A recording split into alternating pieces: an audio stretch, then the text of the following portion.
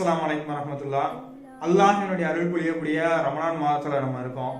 ரமலான் மாதத்துடைய இறுதியில குறிப்பா கடைசி 10ல் ஒற்றைப்படை இரவுகள்ல அதிகமா தொழுகக்கூடிய மனிதர்களா இருக்கிறோம். இரவினுடைய இறுதி பகுதியில் தொழுகும் 3வது பகுதியில் தொழுகும் பொழுது அல்லாஹ் தஹஜ்ஜத் நேரத்தை குறித்து சொல்றான். அந்த நேரம் நான் துவாக்களை அங்கீகரிக்கக்கூடிய நேரம் அப்படின்னு சொல்லி, அப்ப நம்ம தஹஜ்ஜத் தொழுகும் பொழுது சஜிதாக்களை நல்ல நீளமா ரொம்ப நேரம் சஜிதாவில் இருந்து அதிகமா அல்லாஹ்ட்ட துவா செய்யணும்.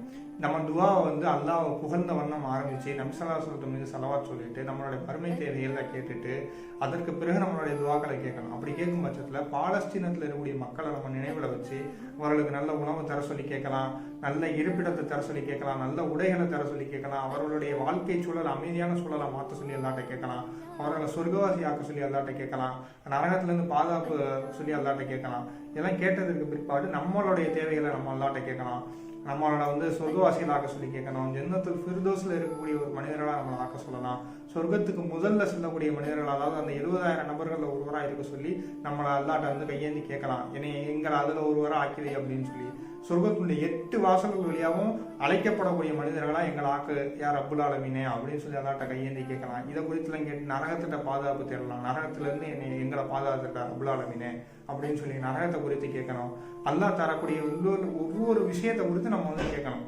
மறுமை தேவைகள் முடிஞ்சதுக்கப்புறம் இம்மை தேவையில கணக்கு வழக்கு இல்லாம அல்லாட்ட கேட்கணும். பொருளாதாரத்தை கேட்கிறோமா, யாரெல்லாம் எனக்கு கணக்கின்றி கொடு, யாரெல்லாம் எனக்கு 1 லட்ச ரூபா தேவை இருக்கு, 10 லட்ச ரூபா தேவை, 10 லட்ச ரூபா கொடுன்னு கேட்கக்கூடாது.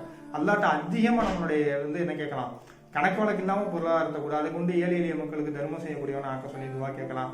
நம்மளுடைய அமல்களை ஏற்றுக்கொள்ளக்கூடிய அமலை ஆக்க சொல்லி அல்லாட்ட துவா கேட்கணும். பாவங்கள்ல இருந்து என்னை பாதுகாத்துரு, எங்களை பாதுகாத்துரு அப்படின்னு சொல்லி அல்லாட்ட துவா கேட்கணும். ஏன்னா பாவங்கள்ல நம்ம பாதுகாத்துக்கிற முடியாது, அல்லாஹ் தான் பாதுகாக்கணும்.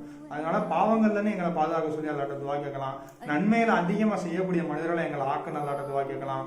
உபரியான வணக்கங்கள்ல ஈடுபடக்கூடிய மனிதர்களை எங்களை ஆக்க நல்லாட்ட துவா கேட்கலாம். அதிகமா பாவ மன்னிப்பு கேட்கணும். ஏன்னா ஒரு நாள்ல காலைல எந்திரிச்சதுல இருந்து இரவு படுக்க போற வரைக்கும் எக்கச்சக்கமான பாவங்களை செய்யறோம். அந்த பாவத்துக்கு மன்னிப்பு கேட்கணும் அல்லாட்ட. நம்மளை சுத்தி இருக்கக்கூடிய மனிதர்கள், நம்மளுடைய நண்பர்கள், உறவினர்கள், நம்ம நேசிக்கக்கூடிய மனிதர்கள் ஒருத்தருடைய தேவை என்னங்கிறத கண்டுபிடிச்சு அவர்களுக்கு அந்த தேவையை பூர்த்தி பண்ண சொல்லி அல்லாட்ட துவா கேட்கலாம். இந்த மாதிரி எக்கச்சக்க விஷயங்களை நம்ம இந்த மாதிரி நேரத்துல இந்த இரவுல சஜிதாவுல குறிப்பா தஹஜ்ஜத் நேரத்துல கேட்கும் பொழுது அல்லாஹ் நிச்சயமா அதுக்கு பதிலளிக்கக்கூடியவனா இருக்கிறான்.